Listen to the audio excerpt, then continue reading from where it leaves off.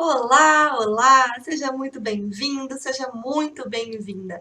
Eu sou a Maria, da Vida de Mestra, e essa é uma série de vídeos de análises de editais. Então, se você tem pretensão de fazer mestrado em Direito, você tem que começar a aprender a analisar o edital. É por isso que eu criei essa série chamada Review de Editais, e hoje nós vamos analisar juntos um edital muito importante. Então, se liga aí! FMG, vamos aumentar aqui também, né? Menos um pouco, né? Isso. Vamos passar mais rapidamente, porque agora vocês já estão mais craques, né? Vocês já estão com a vista mais acostumada a olhar. Então, aqui nós temos também as informações preliminares, aqui também está falando a questão da pandemia, né? Que serão feitas de maneira a cumprir com o distanciamento social. Aqui a taxa de inscrição, ó, de R$ 164, porque Minas era R$ 50, né? Que a gente deu uma olhada lá. Já tá falando aqui, né, que tem anexos, enfim. Podemos passar de uma maneira mais rápida nesse edital. Aqui eles colocam a quantidade de vagas, lembrando, gente, que são 118 vagas, mas a UFMG tem uma característica de ter linha de pesquisa pra caramba, ela tem muita linha de pesquisa. Então, apesar de ser 118 vagas, ela tem tanta linha de pesquisa que fica assim, 2 vagas para essa linha, 3 vagas para essa linha. Quando muito, a gente tem lá 6, 7 vagas, tá? Então, não achem que esse número aqui é um número gigante, porque não é não. Porque como ela tem várias subdivisões, muitas vezes a gente tá lá com uma linha com uma vaga, né? Mas o que eu já falei pra vocês? Nada de surto em relação ao número de vagas. Porque número de vagas é uma coisa que a gente pode controlar? Não é, né? Então, vamos seguir aqui.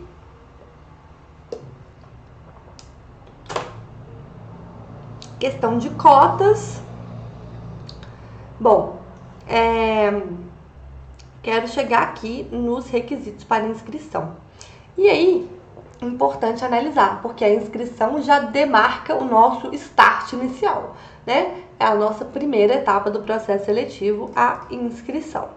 Aqui, então, a inscrição, dentro do prazo estabelecido, deverá ter um formulário, né? Igual a PUC também, tinha um formulário, e os seguintes documentos, ó, o pagamento, certidão, né? Questões de documentos pessoais, cópia do diploma. Então, mesmo faço aqui a mesma ressalva daquela pessoa que está lá no 10º período, já vai tentar, né?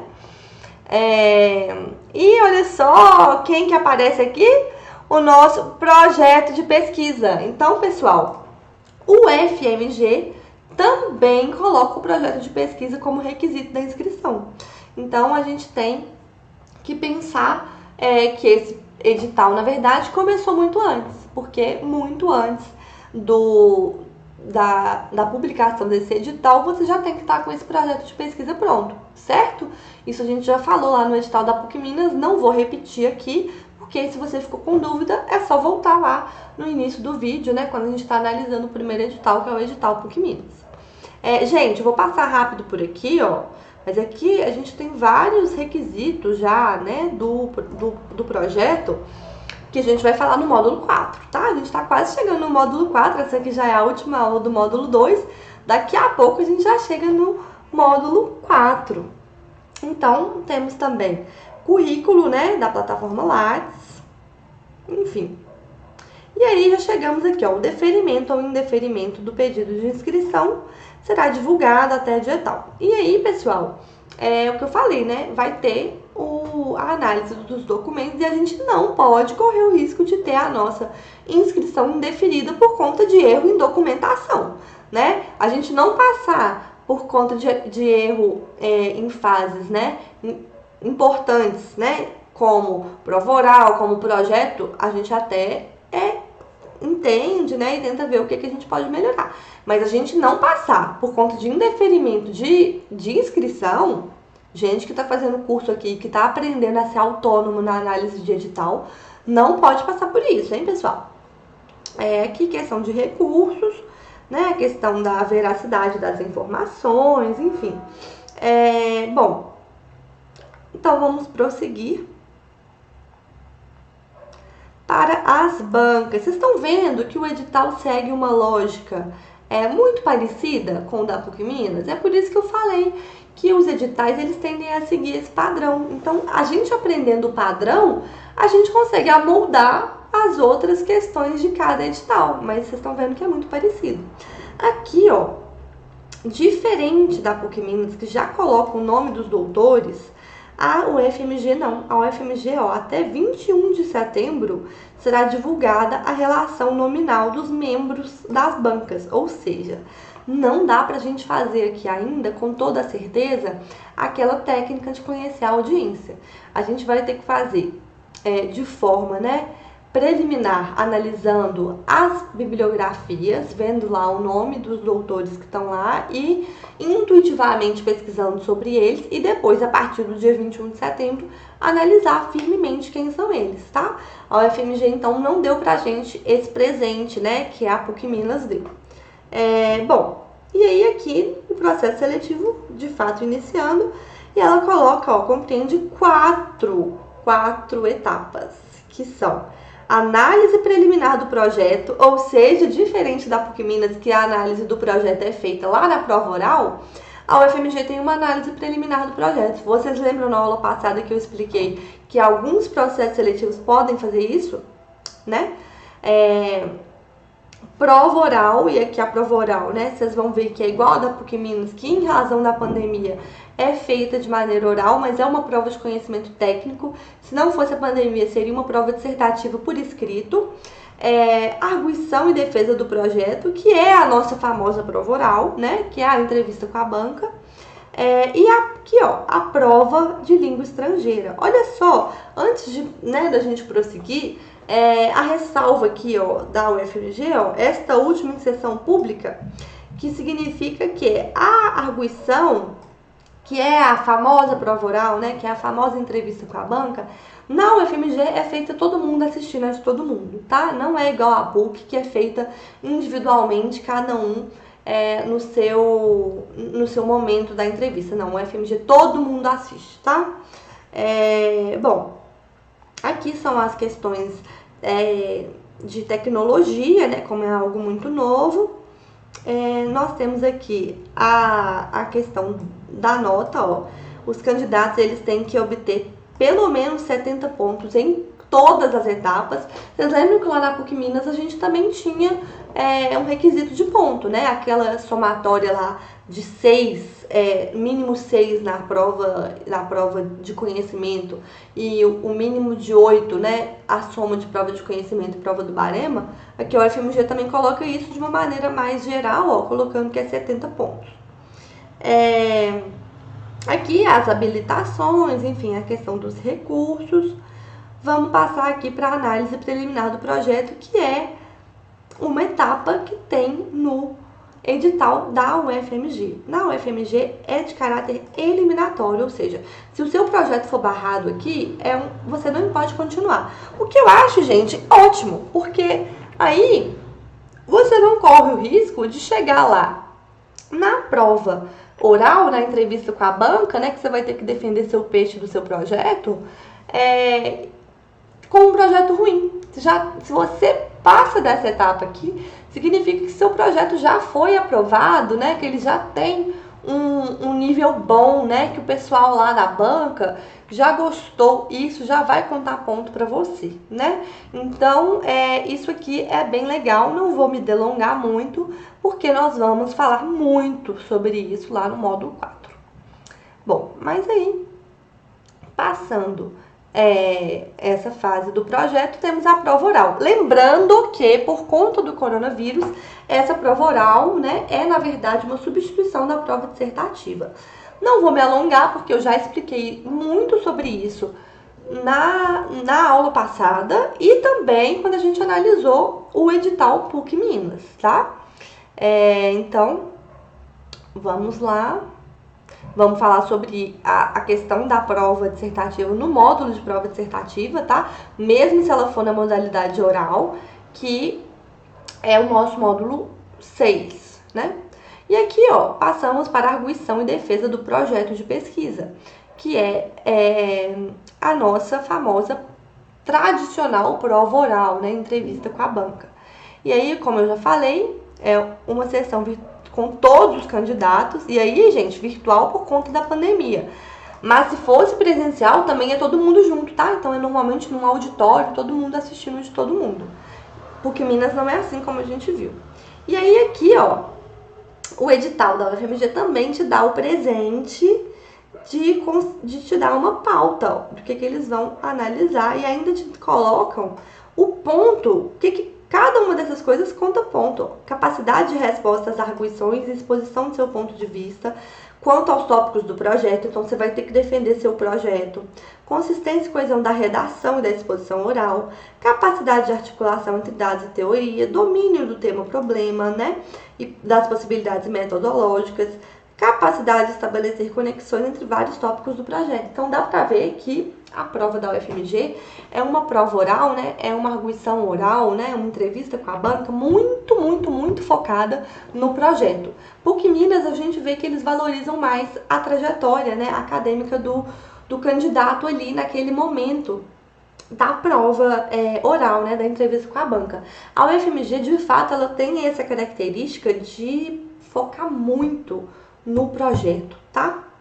E aí aqui datas, né, enfim, e aqui chegamos na prova de língua estrangeira. Diferentemente da PUC Minas, que você ou já tem que mostrar o seu certificado lá no ato da inscrição, lembra que lá na inscrição a UFMG não colocou a prova de línguas como requisito de inscrição e também não coloca barema? Vou explicar. O barema a UFMG não pontua.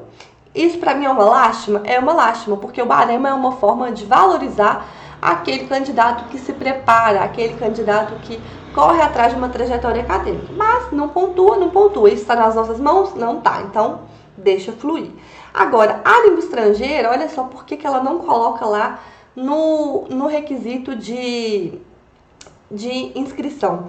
Porque a prova de língua estrangeira da UFMG, ela pode ser entregue depois. Deem só uma olhada. O prazo para apresentação do certificado é de 12 meses contado do final do prazo para a matrícula. Então, a pessoa pode entregar esse certificado depois que ela já está lá no programa, já está lá apta, né, fazendo o mestrado.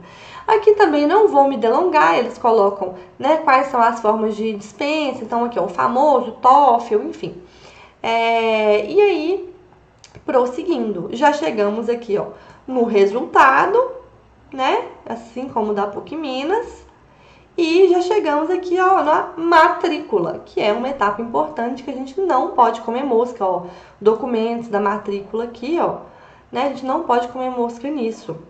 E aí, gente, vocês me perguntam, né? Estamos chegando aqui no final do edital, ó. Finalizou o edital, vocês me perguntam, Maria, cadê a bibliografia da UFMG? Como é que eu vou estudar para a prova dissertativa, né? Ainda que na modalidade oral, mas é a prova de conhecimento técnico, como é que eu vou estudar? Gente, a UFMG coloca fora do edital. Ela coloca aqui vários anexos, ó. Anexo 1, anexo 2, anexo 3, vamos abrir todos eles para vocês verem. O anexo 1 é para emitir a guia, né, o boleto de pagamento. Anexo 2 é a questão da quantidade de vagas. Lembram que vocês viram lá que eram 118 vagas? Mas olha só o que eu falei. Ela subdivide em tantas pequenas linhas, ó. Ela coloca linha de pesquisa e aí coloca a área de estudo dentro dessa linha de pesquisa. E aí você vai fazer para cada área de estudo. Lembra na aula sobre linha de pesquisa, né? A aula número 1 desse módulo que eu falo que nem sempre a nomenclatura vai ser a mesma?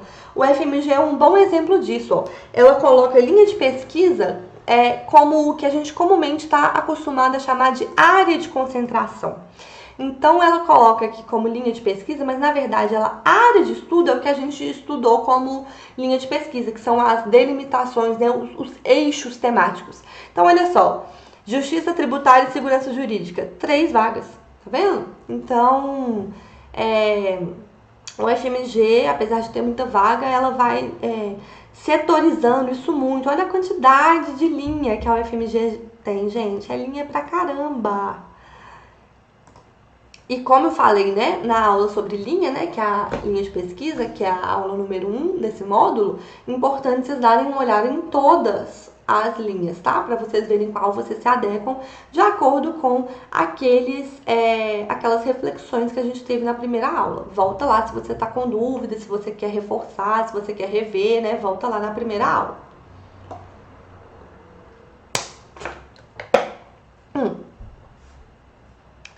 Até agora não apareceu ainda a bibliografia, né, pessoal? Vamos ver se é no anexo 3? É no anexo 3, muito bem. Olha só, então a gente tem aqui, ó, área de estudo, Justiça Tributária e Segurança Jurídica e as referências temáticas. A UFMG faz assim, ela coloca tópicos que ela pode abordar na prova de conhecimento. Então, ó, Justiça Tributária, não sei o que, imunidades tributárias, não sei o que. E aí, ela vai colocando os tópicos e depois ela coloca as referências bibliográficas. E aí ela coloca aqui, ó, 1, 2, 3, 4, 5, 6, 7, 8, 9, 10, 11, 12, 13, 14, 15, 16, 17, 18, 19, 20 referências bibliográficas para essa linha aqui, que é a linha, né? Eu tô chamando de linha, mas eles não chamam de linha, mas é a de Justiça Tributária e Segurança Jurídica. Gente, a área de tributário lá no UFMG é uma área famosa já por ter muita bibliografia, né? Vai dar, assim, 1000 páginas isso aqui, de tanto que o candidato tem que estudar. Bom, mas tem outras linhas que tem menos, ó, aqui, essa aqui mesmo tem menos, ó. Vamos contar aqui quantas que essa aqui tem. 1, 2, 3, 4, 5, 6, 7, 8, 9, 10, 11, 12, 13, 14, 15. Então, dá pra ver que a UFMG tem uma bibliografia bem extensa, bem densa, né?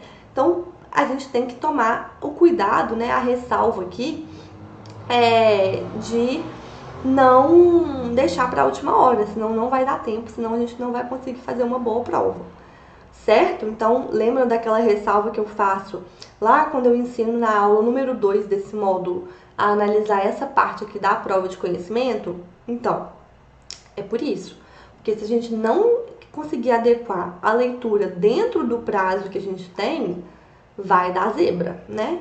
Para finalizar, o anexo 4 é um anexo de cotas, tá? Então é isso. Edital da UFMG é isto.